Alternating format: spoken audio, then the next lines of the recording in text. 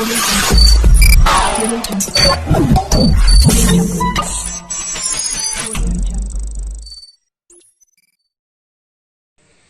Guys, तो कैसे हैं आप लोग। उम्मीद करता हूँ ठीक ही होंगे। तो आप लोग देख रहे हैं टेकनेट यूट्यूब चैनल। तो मैं सैम आप लोगों का टेकनेट यूट्यूब चैनल में स्वागत करता हूँ।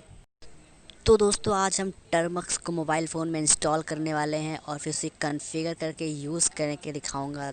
तो प्रैक्टिकली सब दिखाऊंगा दोस्तों। तो अगर आप लोग अपने फ़ोन में इंस्टॉल करना है तो मैं जैसे जैसे कर रहा हूँ आप लोग वैसे देख के कर लीजिए। ओके, तो चलते हैं वीडियो में।